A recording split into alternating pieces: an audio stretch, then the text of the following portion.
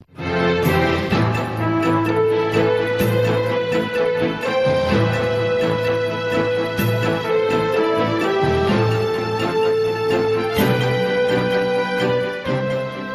back. If you've just joined us, you're watching Channels Television celebrating 21 years of professional broadcasting. This is the news at 10. A reminder of our top stories. Building under construction collapses in Gwarimpa area of the Federal Capital Territory. Rescue efforts are ongoing to rescue 2 people trapped in the rubble. Human rights lawyer Ken Aswete dies in suspicious circumstances after his abduction in Port Harcourt, the River State capital. Militant group Niger Delta Avengers announces a halt to attacks on oil infrastructure in the region, expresses willingness to dialogue with the government. Gabonese opposition candidate Jean Ping asked President Ali Bongo to accept defeat in the country's presidential election.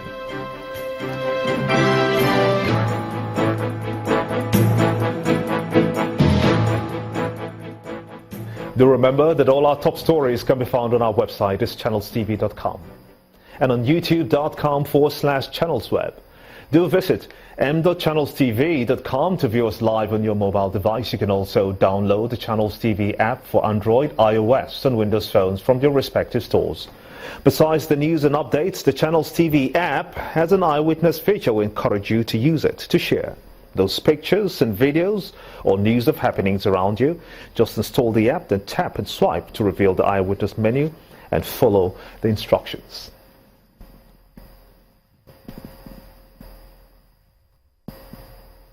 Boko Haram posted a video of the Chibok girls some days back where they asked for the swap of its men in custody of the government with the Chibok girls. This has elicited reaction from far and wide, with calls to the government by parents of the girls and other human rights organizations for government to see reason, while some say that the government should not negotiate with terrorists. Interestingly, though, President Muhammadu Buhari has revealed his administration's readiness to go on with the swap proposal. Joining me on the news at 10 is the co-convener, Bring Back Our Girls campaign group, Mrs. Obi Ezekwesili. I want to thank you so much indeed for coming on the news at 10 at this time. This really, for you, must be cheery news. The president says that he's willing to swap the girls with the detainees of Boko Haram in government's coffers. What's your immediate reaction to this?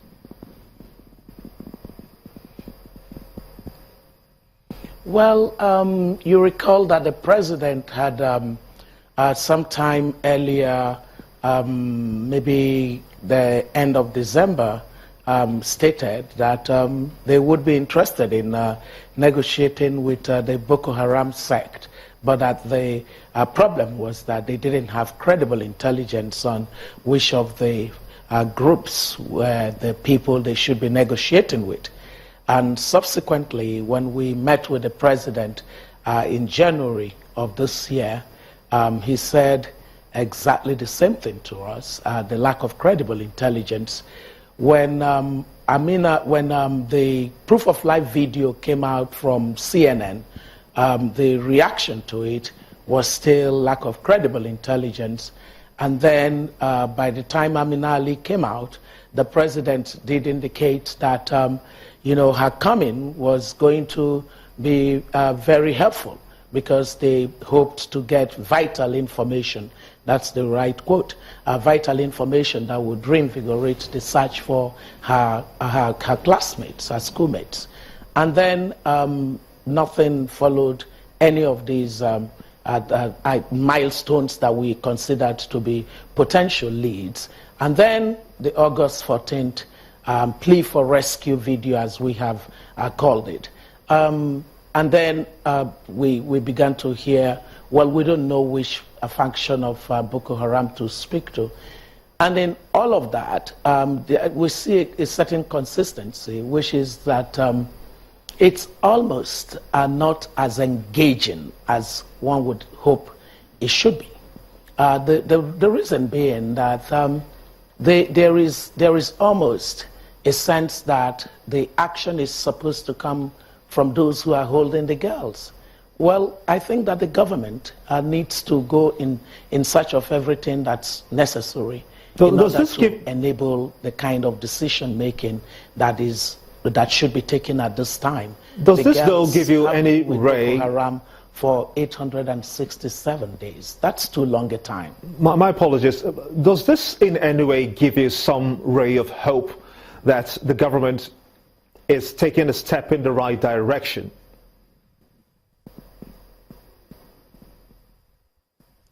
I think that, we are a movement that is ever hopeful. Otherwise, we wouldn't have kept holding the line on this matter. We actually have a hashtag that says hope endures.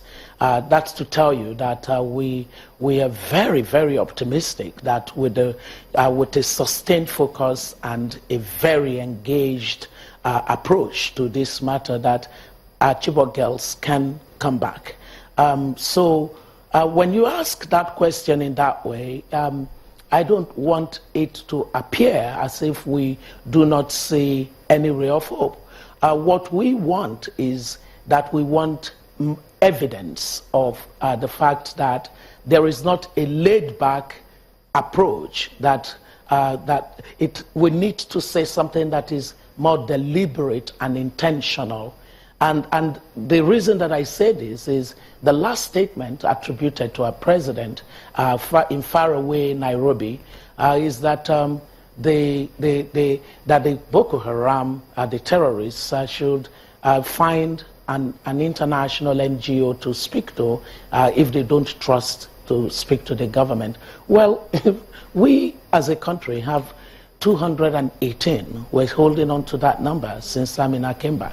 218 of our young women who went to acquire education with terrorists. Well, we should be much more deliberate and intentional on the way that we are lining up the basis for any kind of rescue for them, whether it be military or it be on the basis of negotiation or a combination of the two. Even the language needs to suggest that it is something that we are deliberate about. And that's what we want to see. Tomorrow, for example, would be 72 hours since the last time that we went toward the president to try to compel that necessary action. And we're going to do exactly the same thing. We want it to persist so that the government can see that any form of inertia is not helpful to our Chibok girls. Thank you. And we want our government to see the level of urgency that this requires. I think that we have missed urgency. We have missed urgency. Well, thank you so much indeed. The co-convener Bring Back Our Girls campaign group, Mrs. Obi Ezekwesili, for sharing your thoughts on the latest pronouncement by Mr. President concerning the Chibok girls. 23 years after they adopted the Paris Principle on Human Rights, most West African countries are yet to implement the resolution. This is according to the Executive Secretary of the National Human Rights Commission, Professor Ben Mangwe, who says the situation is responsible for the incessant violation of human rights in the region. Professor Angwe, at a meeting of human rights institutions in Abuja, explained that only 6 out of the 16 countries in the region have adopted the international status on human rights, with no attempt by the rest to do so. Our correspondent, Omelogon Nadi, reports.